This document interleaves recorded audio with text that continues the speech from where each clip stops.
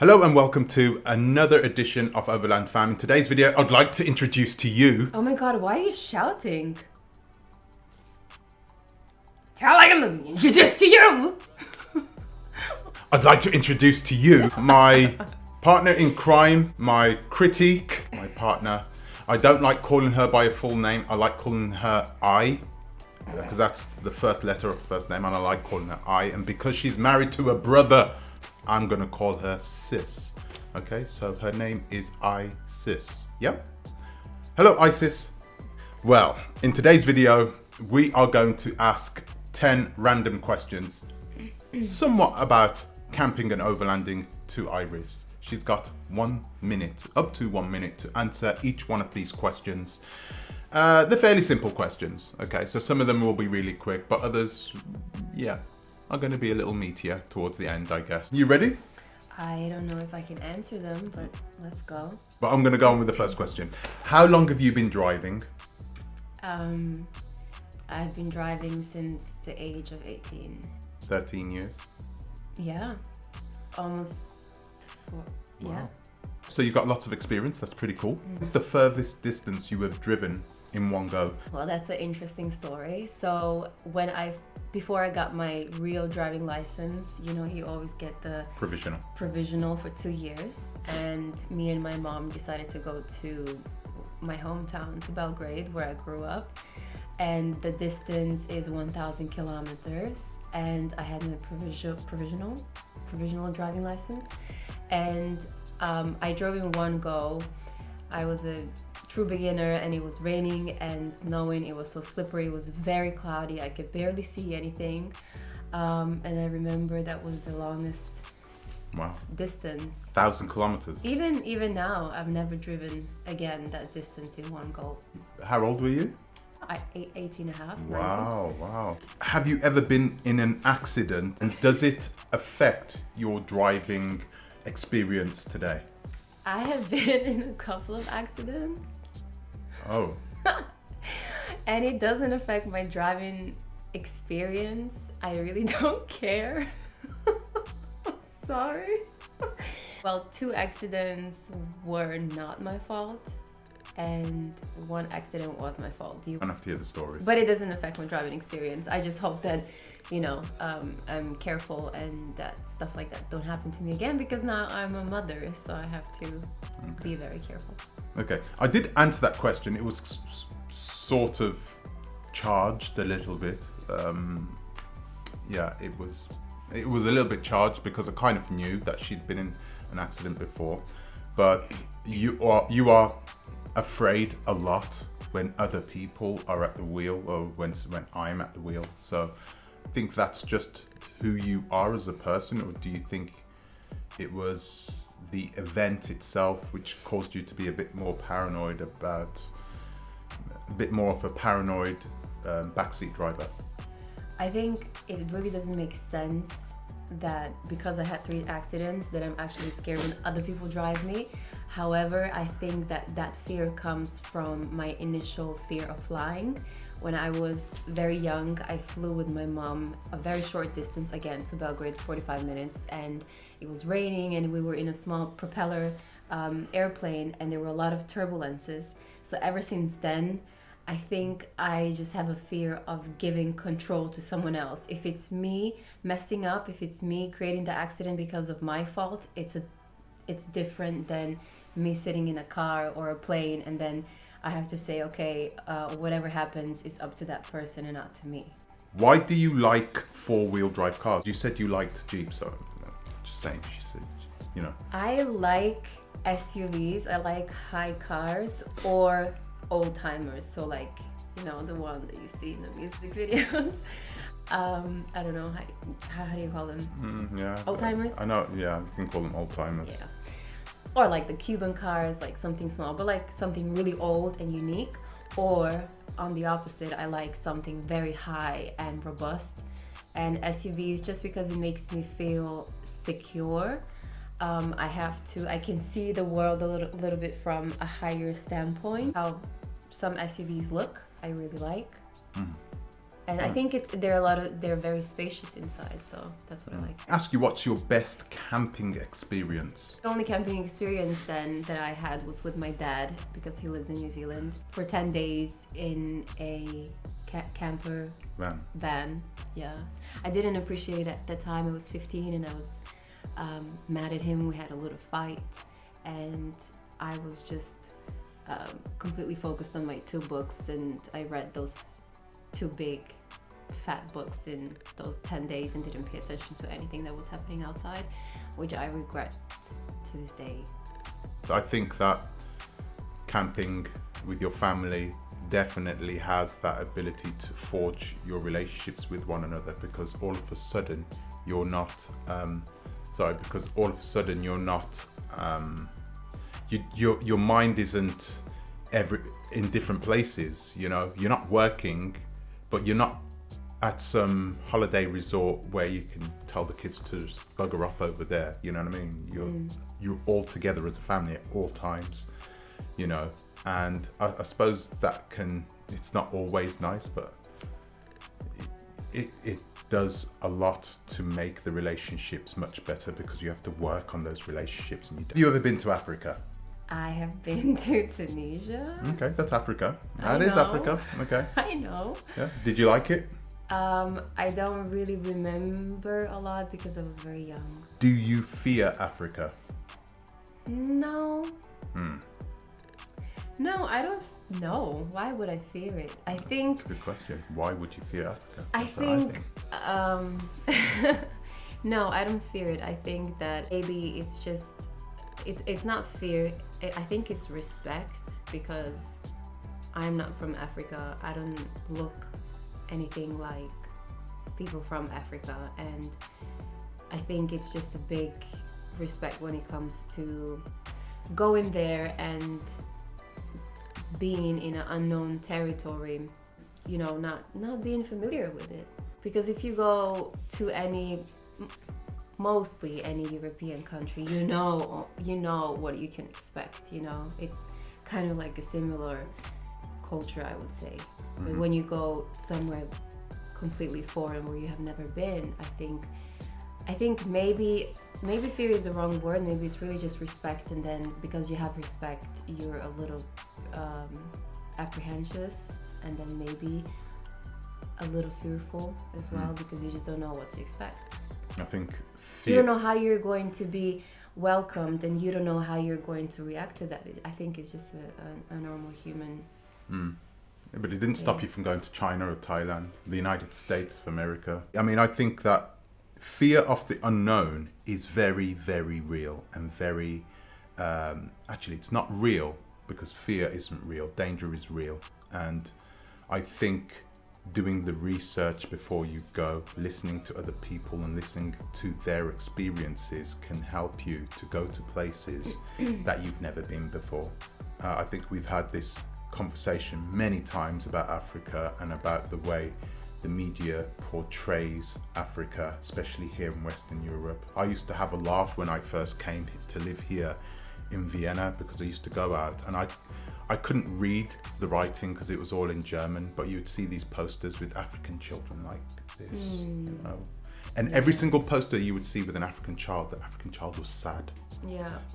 I could only read the faces. And any time you would see a black child in a poster in Austria, that child is either with a white doctor or with other white children. That's the only time you'd see them smile. And people don't understand what subliminally that does to other children. And I've been trying to tell you, you don't know what kind of an effect this is going to have on your mixed race children. It's not going to be the same experience that you had, or you know, being Muslim and coming into different countries, having a different ethno-religious background. You know, it's going to be slightly different. I think it also comes down to how you raise your child, because I mean, I experienced a lot of would you say it's racism when people are hateful towards immigrants? That's not racism, because if you are of the same race, you're European, so are they. So it cannot be racism. So I would say it's marginalization. People marginalizing you because you're of a certain group. ethnicity. Yeah. So yeah, I would say it depends a lot on how you bring your child up, because if it comes from a strong household, there is not a lot of things that the outside world can do to that child if it has been raised with the right mindset. You know what I mean? Mm-hmm.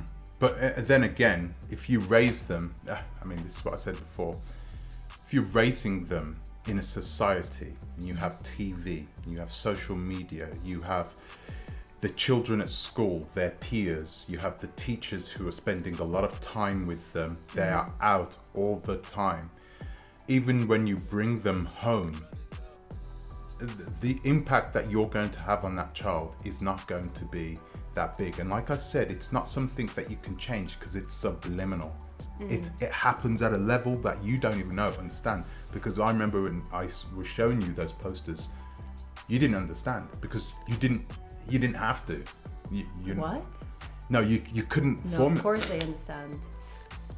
When I told you, look at those black children on those posters, Are you was being like, serious? No, that's what I told you. I told you I was always against those commercials. You don't have to tell me anything to make me aware of those things.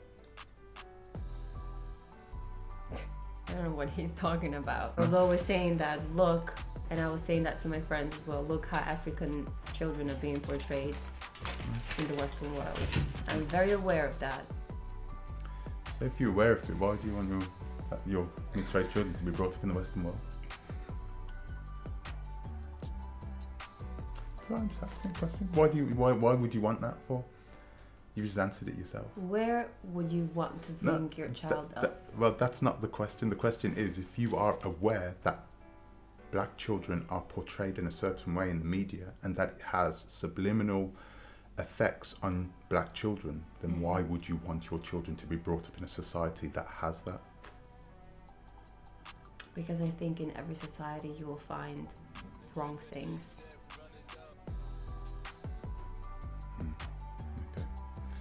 Let's leave it there. No, you don't think so? I don't think that there is any a perfect country, and I think that a lot of people, especially the young generation nowadays, is very aware of those things and is fighting against those things. But and that's is making that's people the aware that's of the those whole things. point. That's the whole point. And I think that's good, and I think it's not good. What? I don't know why you would want your children to fight for something. It's not that they I shouldn't. want. They I shouldn't never need. said I want No, my wait. children to Let fight me for just something. finish. Let me just finish. You shouldn't have your children in a society where they are tolerated, where they have to fight for their freedom. They should just grow up to be children, normal children, with people around them that appreciate them the same way they would appreciate other people inside their communities, in their societies. This is a bit off the subject, but we've had this conversation before. But like, I want my children to grow up to not have to think about white fragility. Have you thought about that when you was young? Have you had, of course, you experienced racism the same way I experienced hate, because I am not from here, but it's like every child is going to experience something, and it's up to you if you want to fight, if you want to join a community to fight against something. You probably didn't. Yes, but in Not the same all way, of these kids are fighting or standing up. but look They away. just don't care. They are aware, but they're like, okay, I'm just going to do my own thing. I don't care because I know who I am. Yeah, but look at both of our parents. My parents came to the UK in order to find a better life, to find better jobs, because they thought that this was, the way, to go to that colonialized, the country that colonialized you, and so they left Jamaica and came over to Europe, thinking they'd have a better life. Your parents did the similar thing. They had to leave the country for one reason or another. I'm not going to get into today. However, we are not in that situation. So I guarantee you, if your mother's country was a country that had everything inside it that she needed, she wouldn't have left it. My country as well. If Jamaica if it had very good schools which were free, if it had good social a structure within the country, if it wasn't so dangerous, my mother wouldn't have left there. My parents would have stayed in Jamaica. True. And that's because they wouldn't have said, oh yeah, well, you know, the kids over there, you know, over in the UK or in wherever are better or what. They wouldn't have thought that way. They don't look at kids in other countries in that way, because I mean, we're getting a bit off the subject. But who said that? Did I say that I look at other kids in other countries better? No. I'm just saying you cannot find the best country to bring up a child their whole life. Well, why not? Because I think there is no perfect country. Okay, there isn't a perfect country, but there is. And also it depends a lot on your child's character and personality, you know? Yeah, but it is your job in order to forge that character and personality, is it not? Yes. You're a parent. But you are guiding your child, and you are actually not putting your brain and your character and your personality into your child. You're actually guiding your child, and you're a companion. I appreciate being in this country, and I appreciate everything that this country has given me. However, I never felt home here. Okay, but what if your child has a sensitive personality? And then you're bringing them up in a country where there are people here who are simply going to dislike them for the colour of their skin. It's logical that I would leave. No, you don't. But do you see? That's the whole point. You don't do it after the fact. If you know it's like that here, it's like I know it's like that here. I don't know. I know that there are far right parties here, countries, people here that will dislike our daughter, and those people. You don't know who they are. They are the doctors. They are the nurses. They are the, the practitioners. The people that are going to teach her at school. You don't know who they are. They don't have swastikas written on their forehead. So I'm trying to say, it's like Muhammad Ali said. There are good people out there. There are good European people out there. But you don't know which one is good and you don't know which one is bad. So what are you going to do? You're going to, You're going to leave. Huh? You're going to leave. Why wouldn't you? So all the people that look like our child are leaving, or are they just saying, I don't care. If I don't like the doctor, I'm going to change the doctor. If I don't like this person, I'm just going to not be friends with that person. No, but that's not the way it works. You see, when a doctor is racist, they don't come out to you and say, there you go, here's this, you black, blah, blah, blah, blah, blah. They don't do that. Not. They keep it to themselves and they give you a poorer level of treatment. That's what happens. This is why in America, feel that, this is why in America, no, they don't always feel it. No, they don't always feel it because they've always been brought up with it. So how do you know? You just think it's normal. I know you're trying to fight this, but I'm not trying to fight it. No, I'm not trying to fight it. I just don't think that a solution is to leave. I think the way you and me are, we're going to live in different countries, and that's fine. And she's going to make, or our kids are going to make experiences in different countries, and they will know, they will be very, very rich on the inside because they will have a lot of experience. They will meet a lot of cultures, traditions and people, and then they will decide for themselves what country fits to their soul the best. So nobody said that we will stay here forever, of course. This is just a part of our experience in our life, and then we're going to see where life will take us. So, I understand that. I didn't want to talk about that. I just wanted to let you know that there is a big world out there, and I think this is part of Overlanding. There is a massive world out there with different people, different experiences. I had a friend of mine who went to Mauritius, and he got scared there because he didn't realize that there were people out there that were so nice. They're like, everybody in the country is pleasant. They go out their way to say hello, thank you, shake your hand. Not just tourist talk, just like. And he was like, I didn't understand them. I couldn't understand that level because I'm from London. No one acts like this in London. I went to Ireland when I was much younger, when I was in my 20s. I went to Ireland to work, and I had never felt that level of appreciation and kindness and love, and I've never had that. There's just people so nice. Europeans, so nice. Just everybody. Come inside. Yeah, it's okay. Come inside and have a cup of tea. How are you? Top of the day, you know, that kind of thing. It was an amazing experience. Went to Mexico, had the same thing there. Had just incredible people.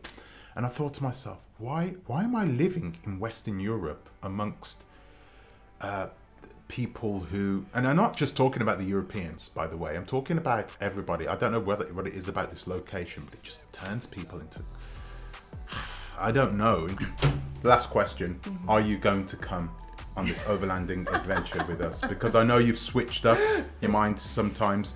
I think we came to an agreement where you would come and then you would see how you would feel, and if you weren't comfortable with it, you would sort of hop off at the next stop. Well, let me tell your viewers why I'm so apprehensive. We will have a newborn, and the question is, of course, how the newborn baby will be, you know, if how I will feel, and of course, I think as a new mom and having a toddler as well, and being a woman, I think all of these feelings and thoughts that I have, and fears as well, are normal.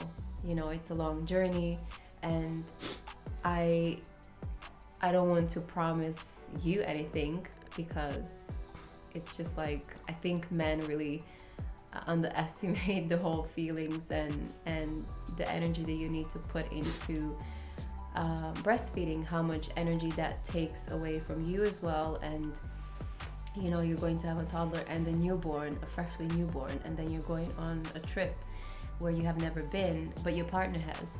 It's like, it still doesn't sit like very securely and comfortable with me to just say like, oh yeah, you know, after being a fresh mom and we have our newborn that's 2 or 3 months, yeah, let's just go on the journey, because anything can happen. And this is why I'm not going to promise anything, and I feel most comfortable to start the journey and then just see how I feel, fly back, just have the flexibility to come back and then to rejoin him when I have, I guess, more energy again to do so. So that was it. That was more than 10 questions, and this was supposed that these to were 10 questions. That was not only 10, but it was more than 10 questions, and this was supposed to be 10 minutes long, and it's gone on 30 minutes. But I loved that talk. It was nice to have that open, honest discussion. He finally convinced me to join him on a video. It was brilliant. I'm so happy that we have gotten here, because I'm hoping that you will join me again and another time, you know, for another video. Yeah. Thank you. Right. The recording's going to go off anyway, by the way, because we had half an hour. So it's time for me to say goodbye. Thank you for watching, and take care. Bye.